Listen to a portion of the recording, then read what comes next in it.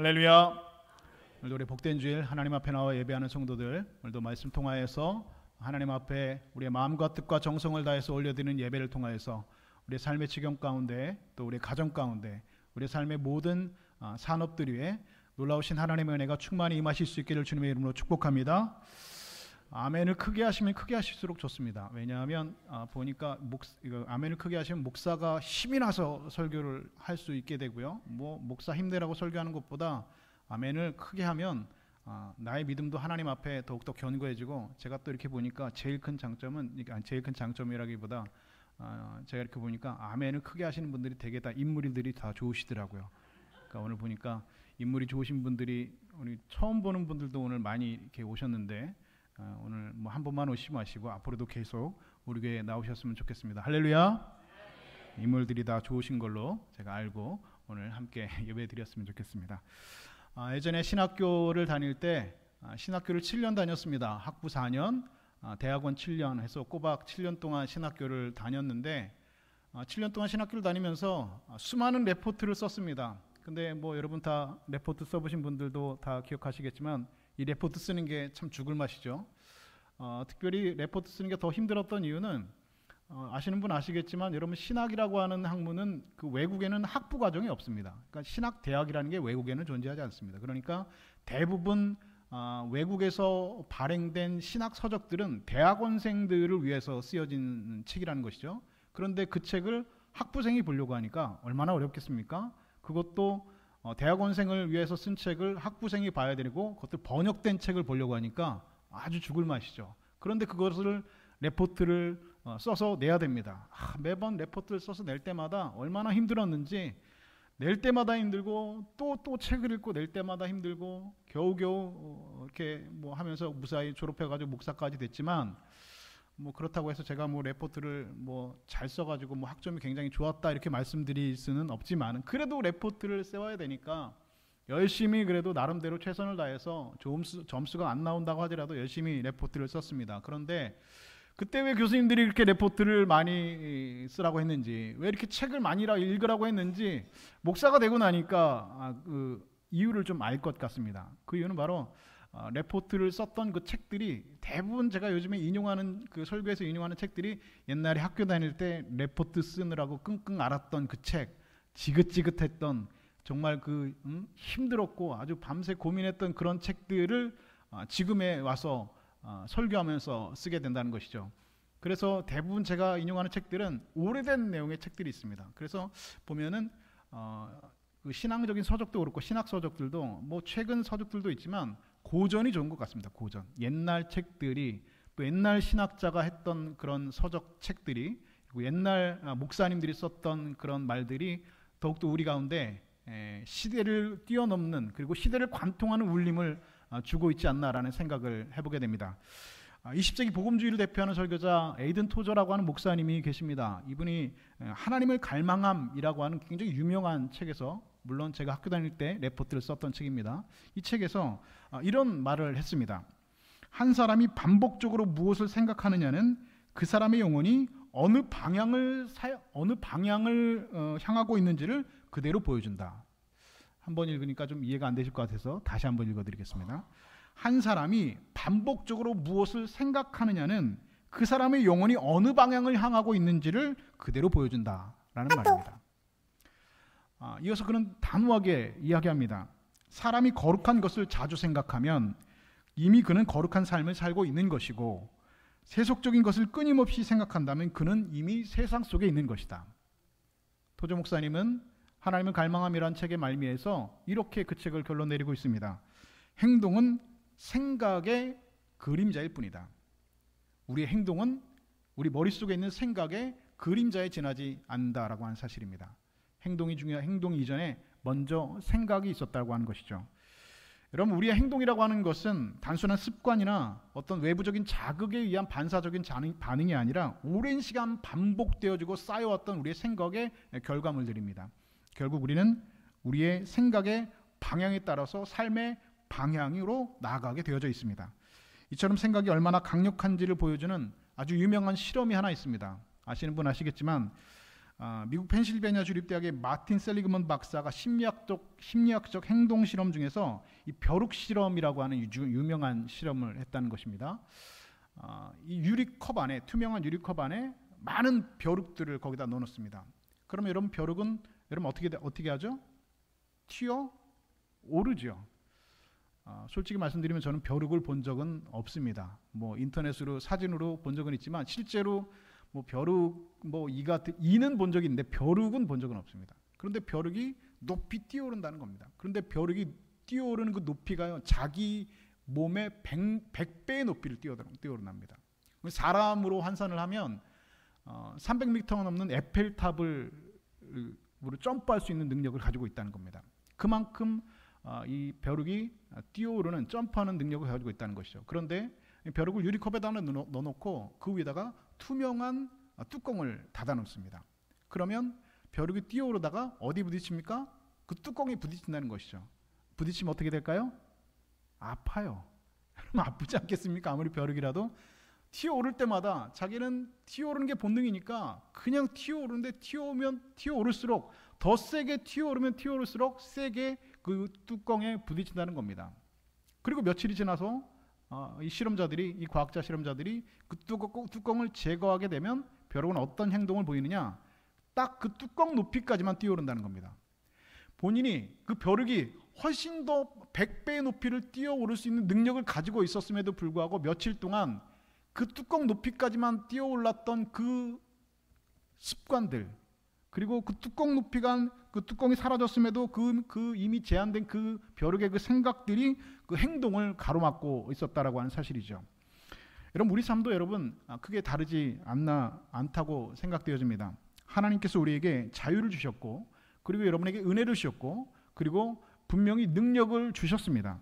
그럼에도 불구하고 우리는 스스로 나는 안 돼, 나는 여기까지야, 나는 불가능해, 나는 할 수 없어 라고 생각하면서 우리 안에 있는 무한한 영적인 그런 가능성과 순종의 삶을 스스로 제한하면서 살아가고 있는 때가 얼마나 많은지 모릅니다. 오늘 본문 6절은 이렇게 말씀합니다. 육신의 생각은 사망이요 영의 생각은 생명과 평안이니라 말씀하고 있습니다.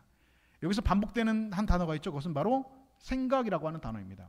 그래서 여러분, 오늘의 설교의 테마는 바로 생각입니다. 그리고 오늘 설교의 제목도 무엇을 생각하십니까? 라고 하는 질문입니다. 여러분, 어떤 생각이 마음에 자리 잡느냐에 따라서 우리 인생은 생명으로 향할 수도 있고 사망으로 향할 수가 있다는 겁니다. 육신의 생각은 사망이고 영의 생각은 생명과 평안이다라고 오늘 본문은 우리에게 말씀하고 있습니다. 성경을 보면 성경의 역사서 안에 다윗 왕이 한순간에 떨쳐버리지 못한 그의 생각으로 인해서 그의 삶이 온통 무너졌던 사건을 역사서는 기록하고 있습니다. 하루는 왕궁 옥상에서 목욕하는 밧세바를 그는 보게 되었습니다. 밧세바가 목욕하는 것을 보고 그는 얼마든지 눈을 돌릴 수도 있었습니다. 내 아내가 아닌데 남의 아내가 목욕하는 모습 본다고 여러분 무엇이 달라지겠습니까? 얼마든지 그는 눈을 돌리는 선택을 할 수도 있었습니다. 그리고 그의 생각을 거기에서 멈추고 그의 생각을 거기에서 떨쳐버릴 수도 있었습니다. 그런데 다윗은 그 생각을 계속해서 품었다는 것입니다. 그리고 그 생각은 결국 마음에 품게 되었고 결국 그는 그녀를 불러서 간음의 자리까지 나가겠습니다. 그리고 그 이후에 밧세바가 임신하니까 이를 숨기기 위해서 남편 우리아를 전쟁터에 불러내어서 그를 살인 교사하는 그런 계략에까지 이르게 되었습니다. 무슨 말입니까? 죄가 죄를 덮어버린 겁니다. 죄가 죄를 낳은 것이고 죄로 더 큰 죄로 죄를 덮어버린 것입니다. C.S. 루이스는 그래서 이렇게 말합니다. 죄가 죄를 낳는다. 이것은 바로 죄의 연쇄 반응이라고 표현합니다. 여러분, 죄는 이렇게 계속해서 멈추지 아니하면, 죄가 어떤 형태로든 해결되지 아니하면 죄는 계속해서 연쇄 반응을 일으키면서 죄로 죄를 먹는, 마치 카드 돌려막기 하는 것처럼 죄로 죄를 덮는, 죄가 죄를 낳는 죄의 연쇄 반응, 다시 말해서 죄의 연쇄적 타락 구간을 우리는 경험하게 된다라고 하는 것이죠. 한 번의 생각이 다윗 왕의 마음을 지배했고 믿음이 행동이 되었고 행동은 그의 인생 전체를 흔들었고 그의 왕국 전체를 흔들게 되었습니다. 생각을 다스리지 못한 한 번의 실수가, 그 생각을 다스리지 못했던, 생각을 멈추지 못했던 단 한 번의 그 죄가 얼마나 무서운지를 우리에게 보여주는 이야기입니다. 여러분, 생각이라고 하는 것이 이렇게 무섭습니다. 마틴 로이드 목사는 이렇게 말했습니다. 모든 죄의 시작은 생각에서 시작한다. 여러분 그렇지 않습니까? 우리가 짓고 있는 모든 죄의 시작은 사실은 생각에서부터 시작한다는 겁니다. 우리 마음속에 어떤 생각이 들어오려고 할 때 그것을 우리가 떨쳐내지 않으면, 그것에서 멈추지 않으면, 그것을 우리 마음에 품지 않고 떨쳐내지 않으면 죄의 생각들은 우리 안에서 깊숙이 파고 들어와서 우리의 마음을 지배하고 우리의 행동을 지배하고 결국 이루 말할 수 없는 끔찍한 결말을 맞이하게 된다라고 하는 것입니다. 요한복음에 이런 구절이 있습니다. 마귀가 벌써 시몬의 아들 가롯 유다의 마음에 예수를 팔려는 생각을 넣었더라. 뭘 넣었다고요? 생각을 넣었다는 겁니다. 마귀는요, 처음부터 가롯 유다의 처음부터 단번에 행동을 지시하지 않았습니다. 행동으로 시키지 않았습니다. 먼저 무엇을 넣었다고요? 생각을 넣었다는 겁니다.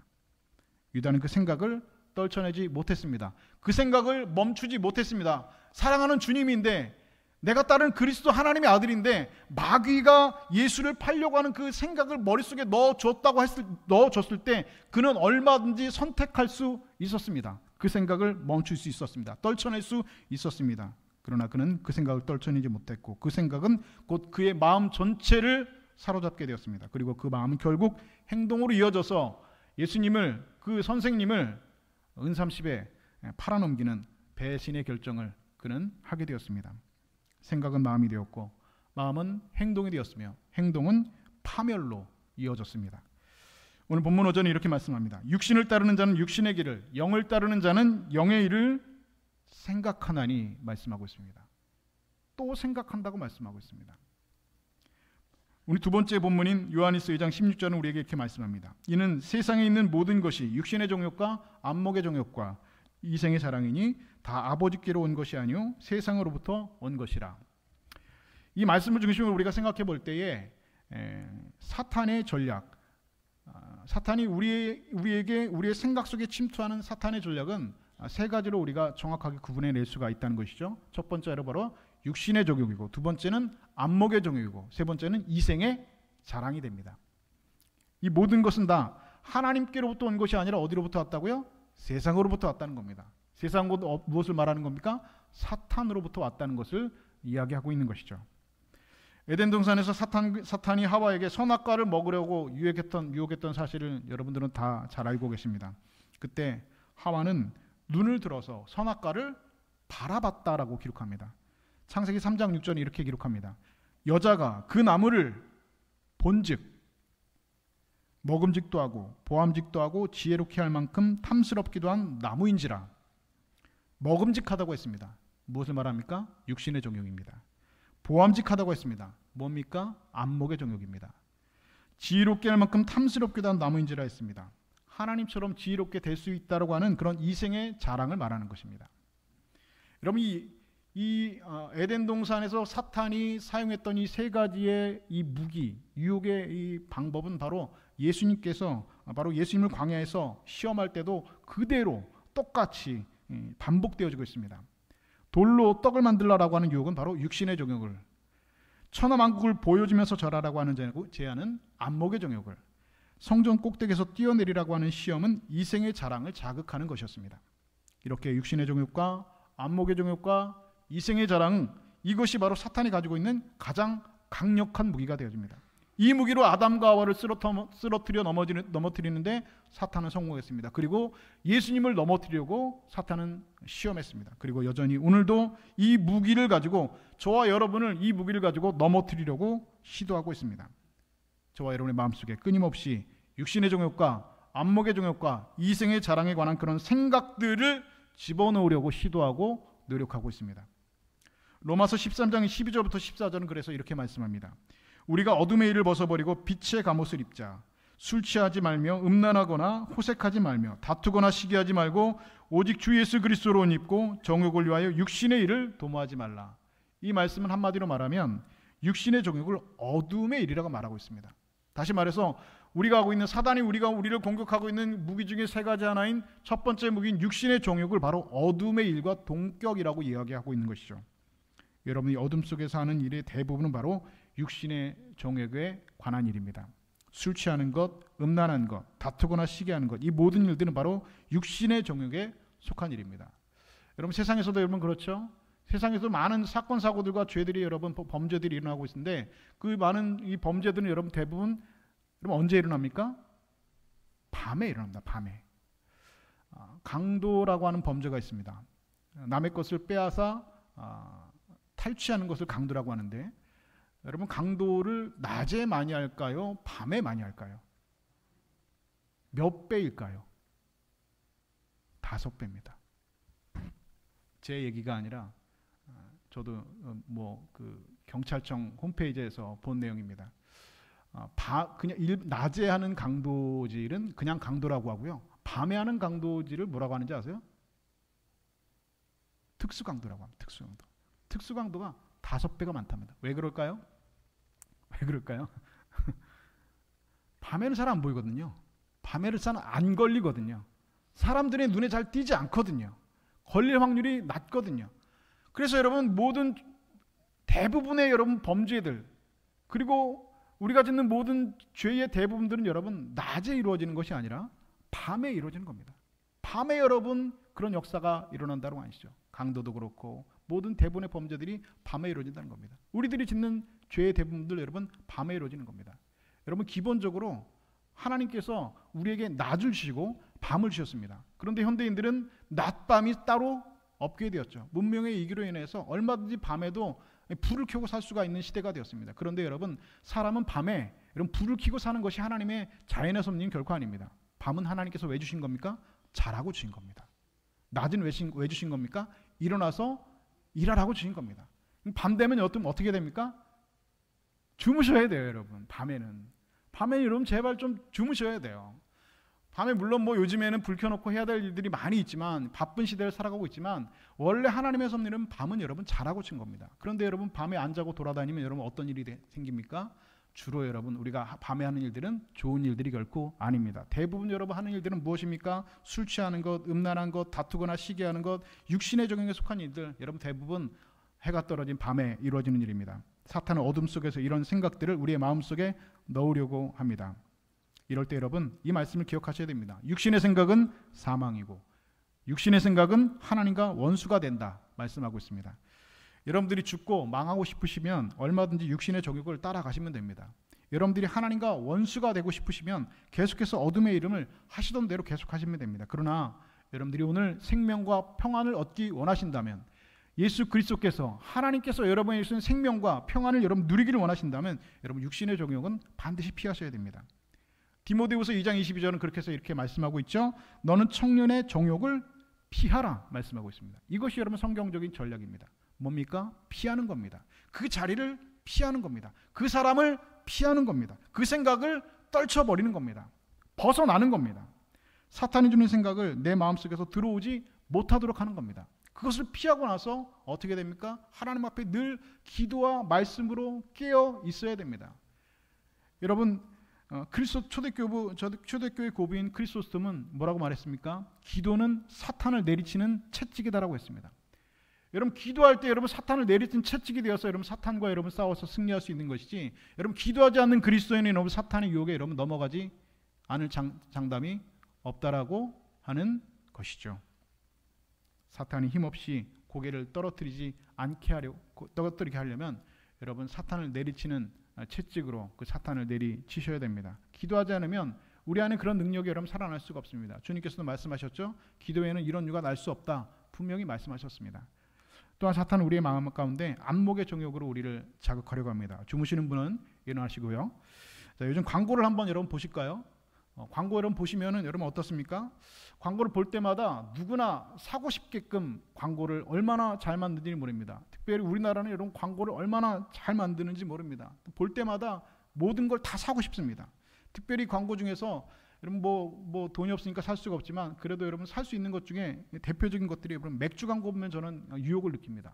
전 맥주 목사니까 안 먹는데 맥주 볼 때마다 광고를 탁 떠가지고 먹고 하는 걸 볼 때마다 야 이거 나도 한번 먹으면 참 시원하겠다 이런 생각 들게 합니다. 예. 볼 때마다 그런 생각이 들어요.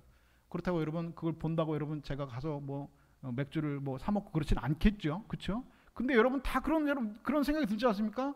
맥주 광고 얼마나 잘 만들었는지 뭐 배우들이 뭐 할 때마다 이 맥주를 한 잔 마시면 내가 타는 갈증들이 다 해소될 것 같고 하루의 피로가 싹 풀려질 것 같고 잠도 잘 올 것 같고, 예, 그런 생각이 여러분 들지 않습니까? 참 시원하겠다는 생각을 그 보는 것을 통해서 우리에게 제공한다는 것이죠. 그런데 여러분 인류 최초의 광고가 여러분 어디서부터 여러분 생겨난지 아십니까? 인류 최초의 광고. 여러분 인류 최초의 광고는 여러분 바로 사탄이 하와에게 선악과를 보여주면서부터 시작됐습니다. 봐라, 얼마나 먹음직스럽냐, 얼마나 보암직도 하고 먹음직도 하고 탐스럽지 않냐라고 광고했습니다. 그리고 하와는 그 사탄의 광고에 넘어가고 말았습니다. 여러분 무언가 우리가 자꾸 바라보게 되면 그곳에 끌려가게 되어져 있습니다. 무언가를 자꾸 바라보게 되면 요즘엔 여러분 그 인터넷에서 우리가 많은 그런 정보들을 보게 되고 그리고 컴퓨터를 통해서 많은 것들을 우리가 보게 되는데, 특별히 요즘 인터넷 쇼핑에서 무언가를 여러분 검색하다 보면 놀라운 일들을 여러분 경험하게 되시죠. 내가 뭘 검색했는데 내가 봤던 것들이 내가 보는 광고창에서 계속해서 노출되는 겁니다. 그런 일들이 있으시죠? 예, 저도 그런 일들 경험했거든요. 이제 와가지고 여기까지 와가지고 숨길 이유가 뭐가 있겠습니까? 저희가 요즘에 텔레비전을 좀 한번 사보려고 노력했습니다. 왜냐하면 저희 집에 TV가 고장났어요. TV가 한 10년 넘으니까 어느 날 갑자기 돌아가시더라고요. 그래서 서비스 센터에 했더니 서비스 센터 기사가 그거 TV가 한 10년 넘었는데 그냥 그 서비스에서 고치는 비용도 한 30만 원, 20만 원 하는데 그냥 새로 하나 사시죠? 그러시는 거예요. 그래서 사면 얼마인데요? 그랬더니 뭐 얼마 한다고 그러더라고요. 그래서 생각해 보니까 TV 잘 보지도 않는데 이걸 사야 되나 말아야 되나 고민하고 있는데, 저는 사실 TV 잘 안 보니까 별로 필요가 없거든요. 근데 저희 집사람 가끔 TV를 봐요. 보니까 TV를 지금 안 고친 지 고장난 지 한 2달 정도 됐는데 아주 힘들어하는 것 같아요. TV를 안 보니까 좀 우울해하는 것 같아요. 홈쇼핑을 이렇게 잘 봤었는데 홈쇼핑을 안 보니까 우울해하는 것 같아요. 드라마 이렇게 좀 이렇게 보고 있는데 그 안 보니까 사람이 좀 이렇게 좀 어깨도 쭉 처진 것 같고 그래가지고 제가 너무 불쌍해가지고, 제가 살려고 한 게 아니라 저 때문에 아니라 저희 집사람 때문에, 그래서 TV를 하나 좀 할부로라도 하나 사야겠다 이거 인터넷을 검색을 해봤습니다. 뭐 LG TV는 얼마 하고 삼성 TV는 얼마 하고, 그래도 거거 익선이라는 TV는 그대로 좋다는데 뭐 75인치 정도는 돼야 되지 않나 뭐 하게 생각해서 막 이렇게 찾아봤습니다. 그랬더니 근데 사진 않았죠. 그냥 뭐 돈도 없고 생각해 보니까 뭐 TV 안 보니까 좋은 점도 있더라고요. 그래서 안 샀습니다. 지금도 안 샀습니다. 근데 놀라운 것은 그 다음날 보니까 그 다음부터 제가 보는 모든 SNS와 모든 인터넷 창문에 다 그 TV가 봤던 TV가 계속 나오는 거예요. 계속 나오는 거예요. 왜 그럴까요? 보라는 겁니다. 보라는 거예요. 왜 보여줘요? 보고 사라는 겁니다. 여러분 광고가 그렇습니다. 우리가 무엇을 보느냐, 여러분 무엇을 자꾸 바라보면 거기에 여러분 끌려가게 돼 있습니다. 그걸 자꾸 보니까 여러분 무슨 생각이 들어요? 자꾸 제가 여러분 설교하면서도 그 TV가 떠올라요.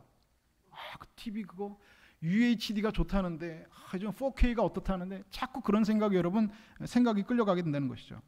그런데 여러분 보는 것은 어쩔 수 없죠. 보지 않아도 여러분 보이는 것은 어떻게 하겠습니까? 그런데 여러분 그것을 탐내는 것은 나의 선택입니다. 그건 나의 문제입니다. 감당할 수 없는 것을 보고 탐내는 생각이 든다면 여러분 그것은 사탄이 심어준 생각이라는 것을 여러분 반드시 빨리 깨달으셔야 됩니다. 사탄이 내게 엎드려 절하면 내가 눈에 보이는 모든 것을 다 주겠다라고 여러분들을 지금 속삭이고 유혹하고 있는 겁니다. 가룟 유다에게 행동으로 먼저 얘기한 것이 아니라 생각을 심어준 것처럼 우리 가운데 생각을 심어주고 보여주는 겁니다. 그 생각이 여러분 마음속에 들어오지 못하도록 해야 됩니다. 고개를 가로저으면서 아니야, 안 돼, 내가 왜 이런 생각을 하면서 그 생각을 떨쳐내버리셔야 됩니다. 그리고 성령의 음성에 여러분 대신 귀를 기울이셔야 됩니다. 그것이 하나님을 기쁘시게 하는 삶의 시작이 되어집니다. 오늘 그렇게 한 걸음 물러나서 여러분들이 말씀 앞에 멈추고 성령의 생각으로 다시 걸어가는 여러분 되실 수 있기를 주님의 이름으로 축복합니다.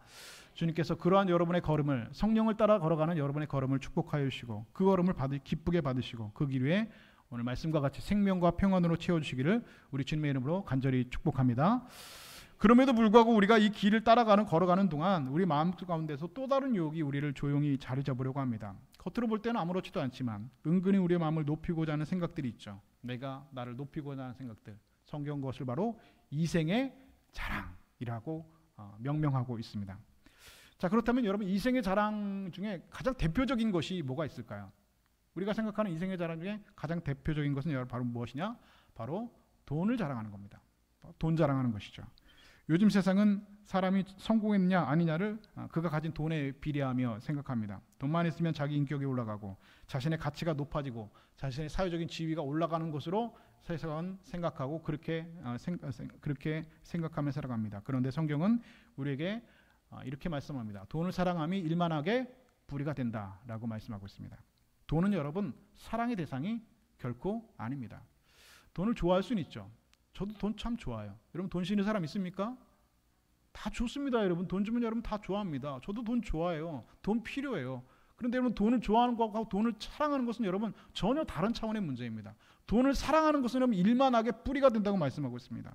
돈을 여러분 우리가 살아가는데 우리가 필요한 수단에 불과합니다. 필요한 도구에 불과한다는 것이죠. 제가 초등학교 다닐 때 사실 솔직히 얘기하면 저는 초등학교 출신이 아니라 국민학교 출신인데 국민학교 다닐 때 미제 연필을 갖고 온 애가 있었습니다. 미제 연필.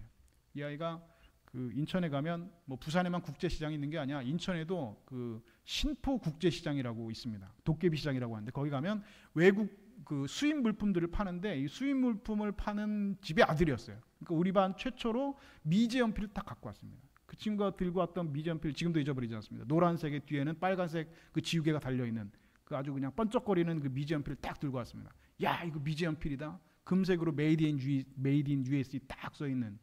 우리는 근데 그때 영어를 모르니까 메이드 인 USA니까 뭔지도 모르죠. 미제래요. 한 번씩 써보랍니다. 돌려줍니다. 써봤더니 저는 동화연필 쓰고 있는데 동화연필은 이렇게 잘 부러지기도 하고 이렇게 거칠고 한데 이 미제 연필은 얼마나 부드럽게 써지는지 확 써지는지 얼마나 좋은지 몰라요. 얘가 이거 가져와서 막 자랑하는 거예요. 근데 그리고 나니까 그 미제 연필이 얼마나 좋아 보였는지 저희 반에 그 신포 국제시장에 가서 미제 연필을 사갖고 다니는 애들이 점점 많아지기 시작했습니다.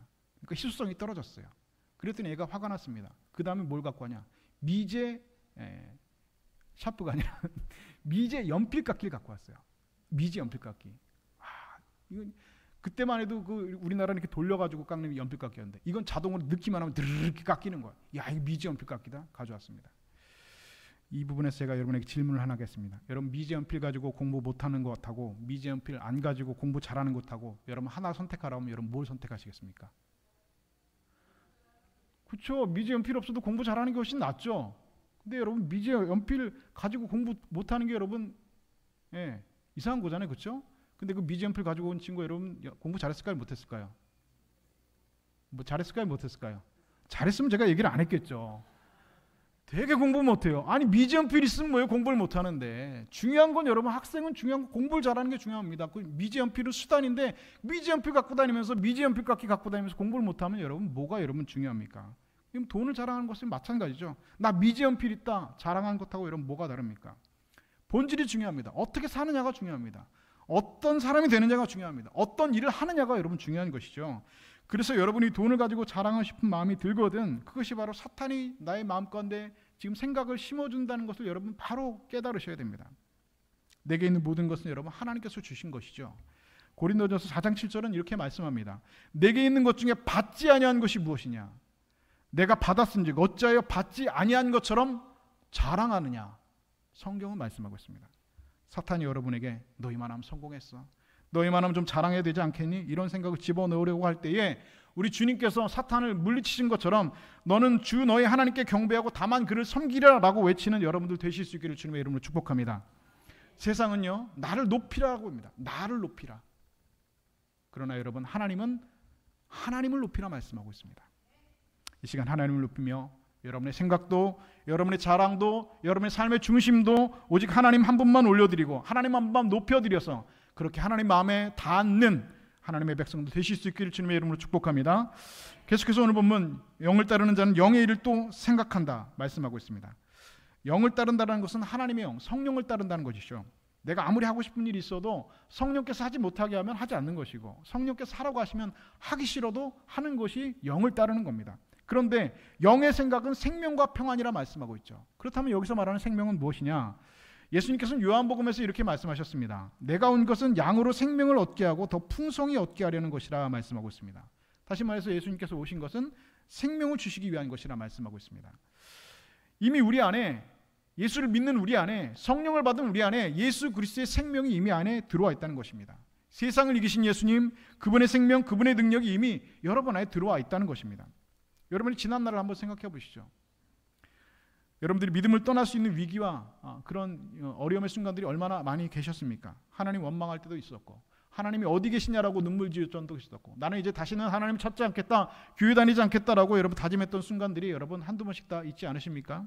그러나 그럼에도 불구하고 여러분들이 지금 이 순간 하나님 앞에 나와 예배하고 믿음의 삶을 이어갈 수 있었던 이유가 무엇이라고 여러분 생각하십니까? 내가 회개했기 때문이에요? 내가 내 마음을 바로잡았기 때문이에요? 절대 그렇지 않습니다. 여러분 속에 그리스도의 생명이 들어와 있었기 때문입니다. 그 그리스도의 생명이 여러분들의 삶을 건져주시고 감싸주시고 위로해주시고 여러분의 상처를 치유하시고 회복시켜 주셔서 여러분들이 지금까지 그 믿음의 삶을 지탱해 오신 겁니다. 그 생명이 오늘 성도들이 세상을 살아가는 힘이 되어지는 것입니다. 내가 가진 모든 것을 다 잃어버린다고 해도 내 속에 있는 그리스도의 생명이 있는 한 여러분은 절대로 넘어지지 않습니다. 이 그리스도의 생명이 나로 하여금 이 세상을 이기게 하실 것이기 때문에 그렇습니다. 이것이 성령을 따라 사는 사람들이 가지고 있는 생명이다라고 오늘 성경은 말씀하고 있습니다. 그리고 그 생명 안에 반드시 따라오는 것이 바로 평안이라고 하는 열매입니다. 이 평안은 여러분 무엇입니까? 누군가를 믿고 의지할 때 마음속에 임하는 것을 여러분 평안입니다. 무슨 일이 있어도 나를 버리지 않는 사람이 있다는 사실, 마음의 평안의 근원이 되어집니다. 그런데 하나님 뭐라고 말씀하십니까? 하나님은 결코 변함이 없는 분이다 라고 말씀하고 있습니다. 나를 사랑하는 모든 사람들, 나는 떠나는 순간이 있어도, 내가 사랑하는 부모 자녀도, 내가 사랑하는 어떤 사람도 내 곁을 떠나지만 하나님은 영원히 나를 버리지 않고 내 곁을 떠나지 않고 나를 사랑하신다 분명히 말씀하고 있습니다. 사람은 사랑에 따라서 약속을 어기기도 하고 상황에 따라서 흔들리기도 하지만 하나님은 흔들리지 아니하시고 여전히 굳건히 서셔서 그 약속을 지금도 성취해 가시고 그 약속을 이루시는 분이라고 성경은 우리에게 분명히 말씀하고 있습니다. 이런 하나님, 언제나 변함없으신 하나님, 전지전능 하나님께서 내 곁에 함께 계신다고 약속해 주셨습니다. 여기에 우리의 평안의 근원이 있는 것입니다. 이 믿음에 누리는 평안, 성령을 따라 사는 사람들이 누리는 평안이 되어진다고 성경은 말씀하고 있습니다. 사랑하는 여러분, 여러분들 오늘 무엇을 생각하며 살아가고 계십니까?